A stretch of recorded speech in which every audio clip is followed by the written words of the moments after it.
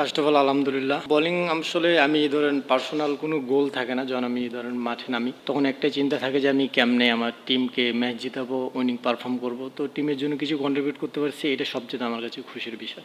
আসলে আগে থেকে অনুভব করা যায় না যে উইকেট পড়বে কি পড়বো না। আমি জাস্ট একটা জিনিস চেষ্টা করতেছিলাম যে কেমনে গুড লাইন অ্যান্ড লেন্থে বোলিং করা, জাস্ট ওইটাই চেষ্টা করছি। আসলে ধরেন বেশি রান কম রান এই জিনিসটা আমার কাছে ম্যাটার করে না। আমার কাছে ম্যাটার করে যে আমি কেমনে আমার টিমকে টিম উইনিং পারফর্মটা আমি কেমনে দিতে পারতেছি। ধরেন হতে পারে সেটা ধরেন আমি লাস্ট 3 ওভারে 30 রান দিছি, লাস্ট ওভার আমি ধরেন 2টা উইকেট নিয়ে, কিংবা লাস্ট ওভারে আমি 2 রান দিয়ে আমি যদি ধরেন 3 ওভারে 40 রানও দিই, বাট লাস্ট ওভারে ধরেন যদি 7-8 রান লাগে, আমি যদি ম্যাচ জিতাতে পারি ওটাতে আমি হ্যাপি। কারণ আমি এখানে পার্সোনাল গোলভাবে কোনো কিছু দেখি না। আমি দেখি একটা জিনিস যে কেমনে আমি আমার টিমকে উইনিং পারফর্ম দেবো, আর এটা করতে পারলে আমার কাছে অনেক খুশি লাগে।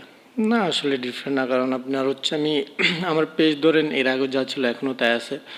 আমি জাস্ট সিলেটের আগে লাস্ট যে কয়েকটা ম্যাচ খেলছি আলহামদুলিল্লাহ ভালো গেছে, এবং আমি কখনো ধরেন পার্সোনাল গোল হিসাবে দেখি না। আমি এর আগেও আমার টিম যেটা চাইছে যে আমার মাঠের মধ্যে আমার টিম চাইছে যে না আমার ধরেন ডট বল করতে আমি মোটে করার চেষ্টা করছি। যখন যে আমার টিম চাইছে যে না তুমি উইকেট টেকিং বোলিং করার চেষ্টা করো, রান লিক হলে সমস্যা নাই। তো এখানে আমি জাস্ট একটা জিনিসই চেষ্টা করছি এর আগে যেগুলো করছিলাম, যে কেমনে আমার টিম যেটা চাইতেছে আমি ওই জিনিসটা এক্সিকিউট মাঠের মধ্যে করতে পারতেছি কিনা। তো আমার আজকে টিমের একটাই প্ল্যান ছিল যে না জাস্ট তুমি রান ছাড়া বোলিং করো, এবং যদি উইকেট আসলে অটোমেটিক উইকেট আসবে। তো আমি ওই জিনিসটা জাস্ট এক্সিকিউট করার চেষ্টা করছি মাঠে। আসলে দেখেন সিলেকশন এই প্ল্যানটা আমার হাতে না, প্রথম কথা। সেকেন্ড কথা হচ্ছে আমার কাজ হচ্ছে একটাই, কেমনে আমি পারফর্ম করব। আমি এই জিনিসটাই করে যাচ্ছি, এবং এই জিনিসটা আমি আমি আমি জানি যে আমার যে কোনো সময় ধরেন সুযোগ আসবে, সুযোগ আসলে তখন আমি প্রুভ করব। আমি তো এখন অলকা বিস্কটে নাই এটা নিয়ে আমি কখনোই চিন্তা করি না যে আমি কেন নাই। আমি যখনই আমার ধরেন আমার যদি আমার ভিতরে স্কিল থাকে, যদি আমি যোগ্য হই, অটোমেটিক আমি ওই জায়গাতে যাবো। একদিন পরে হোক 10 দিন পরে হোক, একদিন আমি ওই সেই যোগ্য জায়গাতে যাবো, যদি আমার মধ্যেও সেই প্রতিভাটা থাকে। আসলে ধরেন আমার পার্সোনাল গোল বলতে একটাই ছিল, সেটা হচ্ছে বাংলাদেশ ন্যাশনাল টিমে খেলা, এবং 3 ফরম্যাটে খেলছি আলহামদুলিল্লাহ। এখন একটাই গোল যে দেশের হয়ে বাংলাদেশকে আমি যতদিন সার্ভিস দিতে পারি এই ফিট থেকে, এটা হচ্ছে এখন গোল। এবং যতবারই বাংলাদেশকে ম্যাচ উইনিং পারফর্ম দেয়, কিংবা আমি ফ্র্যাঞ্চাইজি লেগে যে কোনো ফ্র্যাঞ্চাইজি থাকে ওই ফ্র্যাঞ্চাইজি টিমকে ম্যাচ উইনিং পারফর্ম দেয়, এই জিনিসটা আমার কাছে সবচেয়ে বেশি মূল্যবান, যে কেমনে আমি টিমকে উইনিং পারফর্ম দেবো।